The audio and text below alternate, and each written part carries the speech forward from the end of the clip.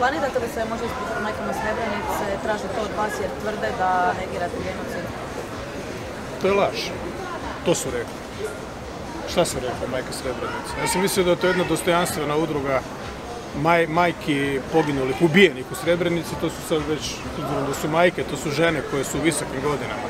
Jer ako su tad bile majke, a njihovi sinovi vojnici, znači da su sada to vrlo stare žene i uvijek su se držale dostojanstveno. I nadam se da nisu pale u klješta besprizornih i beskrupuloznih unitarističkih muljatora iz Sarajeva. Ako jesu, bit će mi jako žao. Ali što je problem? Ja nisam nikad negirao, dakle, razmjere ubojstva i masakra u Srebrenici. To mi ne pada na pamet. To je kao kad neko negira holokaust kao takav. Ali pravne kvalifikacije, to je nešto drugo. Pa nismo u nekakvom kalifatu ili u teokratskoj državi da se ne smije o stvarima otvoreno govoriti. Ja ništa ne negiram, ali isto mi još nešto htjeli pitati. U Bosni i Hercegovini tužiteljstvo provodi sad izvide jer je tamo zapravo... Šta, sa lovačkom puškom i perom u glavi, kakve izvide provode? Pa imate 500 ljudi u Bosni i Hercegovini koji negiraju genocid. Negiraju razmjere ubojstva. Milorad Dodik, na primjer. Da su njega tužili, da se bave predsjednikom susjedne države. To je teža razina neobrazovanosti. Ako je istina. Oni će se baviti, dakle, izjavama predsjednika susjedne države, neovisne Hrvatske, koja je 100 članica svih organizacija, kojih Bosna neće biti nikad. Šta to znači? Provode izvide. Nemoj da ja krenem u izvide. Pa evo, sad su upisale i UN-u, tražile su da hrvatska vojska ne bude dio ove operacije. A kod vojske smo, tu je pisao je navodno i Komšić, taj prijesni lažov i kradljivac hrvatskog statusa, ne glasova, jer glasova dobio nije.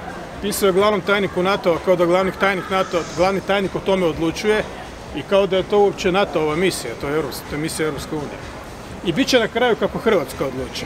Ako želi imati svoju volju, ako nije vazal, nego ozbiljna država, Hrvatska će reći briši mi, odbij mi od praga, dakle imat ću u Bosni i Hercegovini prisutnost simboličku, jer više od toga ja neću dopustiti.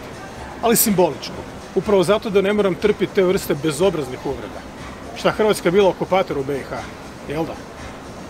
Ko je oslobodio pola takozvane Krajine i Republike Srpske i došao do Banja Luke? Koja je to vojska bila? Tamerlanova, Mehmeda Osvajača, Karla Velikog ili Hrvatske brigade? Ali ajmo dalje. Dakle, već 20 i više godina dolaze vojnici, časnici i dočasnici vojske Bosne i Hercegovine na školovanje u Hrvatsku. U neprijateljsku, okupatorsku, zločinačku Hrvatsku. Dolaze u redovima. 600, plus minus, bosansko-hercegovačkih dočasnika i časnika i visokih časnika, ranga brigadira, su prošli škole Hrvatske vojske. Dakle, stožernu časničku, dočasničku, zapovjedno časničku, ovu ratnu školu koja je najviši oblik obrazovanja, obuku, časničku obuku, temeljnu časničku obuku na Hrvatskom vojnom učilištu, gle ironije, imenom Franje Tuđmana. Stožerno zapovjednu školu, malo prije sam upotrebio pogrešan termin, 600 vojnika iz Bosne i Hercegovine u uniformama s činovima su prošli kroz hrvatski sustav obrazovanja, dakle išli su neprijatelju i okupatoru na nož. Među tih 600 bilo je barem 200 Bošnjaka. Srba nije bilo. Doduše dolazili su časnici iz Srbije, ali ne iz Banja Luke, to je interesantno. Dakle, svima njima su hrvatska vojna učilišta, to sam provjeravao ovih dana, jer znam, dakle, kakve gluposti ljudi pričaju i zato ih molim, kad izlazite na zimu, provjerite su obukli cipele.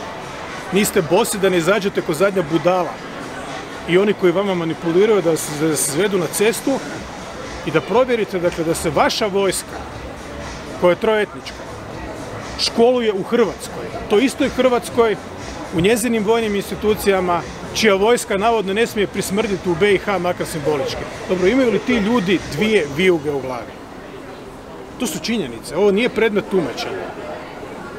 Te srebreničke majke, kažem te, jer nadam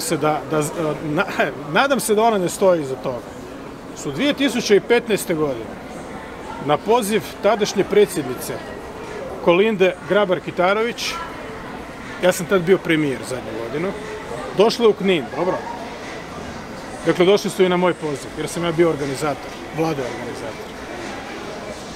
5.8.2015. U Knin su tijekom dana stigle i majke Srebrenice, a ranije ih je pozvala predsjednica RH Kolinda Grabar-Kitarović i ja, to ne piše. Da nije bilo oslobođenja Knina, koji su oslobodili vjerojatno gremlini, možda bi bilo i drugog genocida u Bihaću. Izjavila je tom prilikom Munira Subašić, predsjednica ili predstavnica majke Srebrenice. Dan pobjede svima čestitala je riječima, slušajte se ovo. Živjela Hrvatska, živjela BiH i živio sav dobar narod. To je došlo reći u Hrvatskoj. Šta je ovo? Imaju li ti ljudi dvije vijuge u glavi? Dakle, dat se instrumentalizirati od zločestih tipova na ovakav način, pisati nekakva nesuvisla, samo poražavajuća pisma je gubitak svakog integriteta. I sad bi ja trebao opet paziti šta govorim da ne bih uvrijedio majke Srebrenice i bio negator genocida. Ja nisam negator genocida, to nisam nikad rekao. Ja nisam negator masovnog krvavog zločina. Kako ćemo to kvalificirati? Tu za mene zadnja riječ nije nekolicina sudaca koji su u tom predmetu sudili.